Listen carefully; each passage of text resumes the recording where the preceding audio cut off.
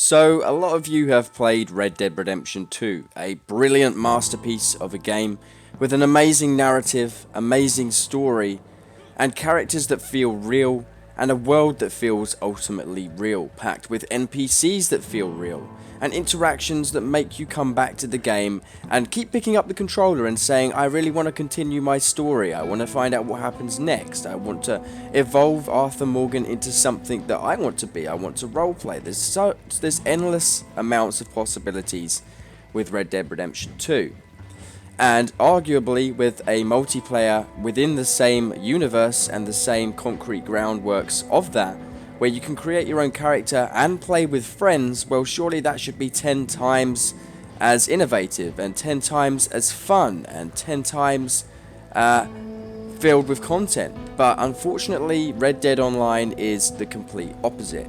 It almost feels like, although the online is more social, it's become far more antisocial in terms of what the world has to offer to us and NPC interactions. In fact, it's kind of embarrassing. Red Dead Online has such good potential. When we look at GTA 5 Online, when that first came out, its potential was huge.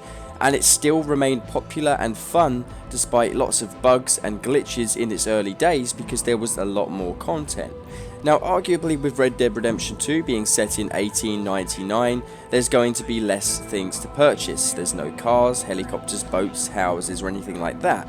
But surely that last one right there, the latter, houses, they could have added houses to be purchased. They could have added a variety of other items to be purchased that were more of a item of possession, maybe homes and ranches, farms to set up, mansions.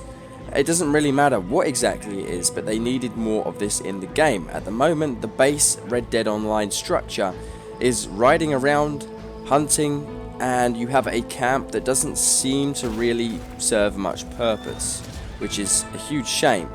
One thing that Rockstar Games could do if they did add houses, or if they did improve the campsites, is that every item that we've collected throughout the world could then be stored there on our shelves, so on and so forth. So if we go out in the world and grab tons of tinned food, so much so that our inventory is full, we could use our house as some sort of a secondary inventory or storage unit where we can invite friends round just like in GTA Online and show them everything on our shelves, all the whiskies and tonics we found, and also maybe even add rare items that you can find throughout the world, like a treasure hunt. Really rare items that you can find in occasional buildings, and just things to actually encourage people for actually going around and searching the world. Not only that, but also there is a severe lack of missions in Red Dead Online. Yes, you can go around to these strange orange logos on the map and do these strange missions such as delivering post or going and killing a few bandits, but the main issue with that is that there is a narrative in Red Dead Online, but the narrative is nowhere near as in depth as it was in GTA 5. In GTA 5, you could press start and go to jobs and play a random selection of missions that didn't really even require cutscenes, but these missions had such variety. You had a Titan of a job where you had to go and steal a Titan aircraft. You had things like Trash Talk where you had to go and destroy tons of trash trucks. And then you had things like satellite communications and the Los Santos connection, which were really difficult missions that challenged even the best players with a variety of different difficulty settings. And not only that, but also in GTA Online, it was just far more social. In Red Dead Online, they've tried to make it more social by incorporating these interactions and the voice chat, so on and so forth. But nothing really seems as interactive as in GTA Online, for example, where you used to be able to send each other money, set bounties on each other, invite people round each other's houses, have people taking joyrides in your car and allowing them access, and stuff like that. You could also go diving, swimming, and do a variety of activities like golf with each other as well. Now, I know a lot of these aren't available in Red Dead Redemption 2 simply because of the time and the setting. However, why aren't we able to go to casinos or play liar's dice or play blackjack or play even horseshoes or darts or anything like that? Why can't we go to a shooting range? Why can't we go and rustle up cattle like in GTA Online where you can go and steal cars and return them for money? Why haven't Rockstar Games allowed a very simple and easy to program mission where players have to go and round up cattle and bring them back for money? And yes, if they so want to, they could allow it so other players could sabotage that and earn their own money. I'm not sure exactly why Rockstar Games have not added this into the game. And I have a feeling that the reason we're faced with all of these problems with Red Dead Online at the moment is because Rockstar Games were forced to release it far too early and way earlier than they anticipated. You see, Red Dead Redemption 2 was already delayed, and they said that the reason they delayed it was for extra polishing. Well, can you imagine if it did release on the date that it was specified to release on initially, and Red Dead Online then released after that? How much worse could Red Dead Online really be back then to what it was in those few months of so-called quote-unquote polishing, which I am not sure what sort of polishing they did, but I'm pretty certain none of it was to do with Red Dead Online, which is a shame. The other issue we have is also there's not really much incentive to rank up. The only way you can rank up in the game really other than free mode is playing races or death matches, and that comes back again to a severe lack of content. When GTA Online first released, we had races, death matches, but we also had lots of things like hunting down bounties, playing contact missions. We also had the ability to go around with each other and just have death matches on the street and still earn XP. We could also just go on mad shootouts and stuff like that, but none of that really feels fun or innovative in Red Dead Redemption 2. It sort of feels like all we're doing is going around hunting for our money, which is really all we're doing. It's not really very beginner friendly. Because I've got plenty of friends who have just purchased the game, bearing in mind these people are from a wide variety of ages. We've got people that are young and people that are much older than myself and the general gamer player base that are saying that they have no idea what they're doing. I've got kids that have been playing games for years on my friends list who are still asking me what on earth they're supposed to be doing online to earn themselves any money, which is of course a huge red flag for Rockstar Games at this stage in time.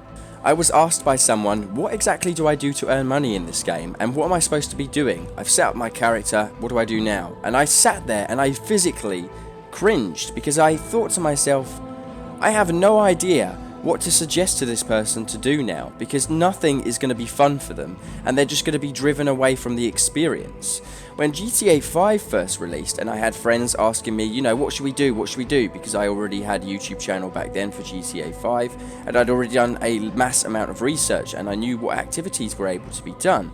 Well, I said straight away, let's go do some contact missions, let's go find a plane and do some skydiving, let's go climb up Mount Chiliad in vehicles. And although a lot of those examples are still applicable to Red Dead Redemption 2, without the skydiving or too many contact missions, it just still doesn't feel as fun or like it has much purpose. And I have a feeling that a large portion of that is actually to do with the gold bars, or the microtransactions, the premium currency, whatever you want to call it. Unfortunately, Rockstar Games have sold out once again. In GTA 5, the microtransactions aren't actually as bad as you would think. Lots of people are quick to complain about them, but they're not actually too bad whatsoever. You can legitimately earn about $1 million in GTA Online in about an hour if you do some of the heists or some of your businesses and sell your crates, and you pretty much have quite an enjoyable time doing so.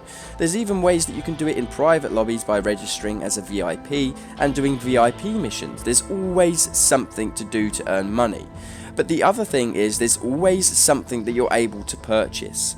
In a world set in 1899, anything other than guns or horses is pretty much pointless to spend money on. All you could do is buy outfits, bit of ammo, maybe a bit of food, maybe a horse, and that's literally as far as it expands. Well, in GTA 5 it's sort of similar. You could purchase guns, you could purchase houses, you could purchase cars, planes, bikes, you could invest that on some businesses, and all of that makes it a very, very fun experience. And Rockstar Games adding these gold bars as a microtransaction and as a currency happened way too soon. They've added it before they've got any decent content within the game itself, and I have a feeling that that is the real reason why we're seeing Red Dead Online not only die, but be murdered itself by its own curators and creators. Rockstar Games have physically murdered Red Dead Redemption 2 on their own accord. They have failed to keep up with the demands of players.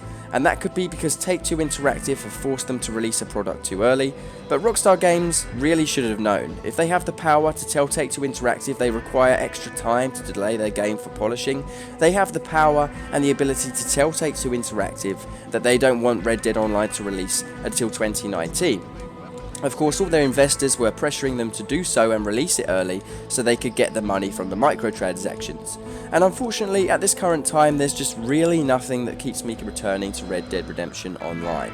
Hopefully that will change over the course of the next few months, but unfortunately that is a very grey area. I'm not able to confirm whether that will or will not happen. So I hope you guys stay cool, stay awesome, and I hope you do eventually find something fun to do within Red Dead Redemption Online, and hopefully Rockstar Games get the ball rolling. But until then, unfortunately, there's just a severe lack of content. Stay cool, stay awesome, and adios.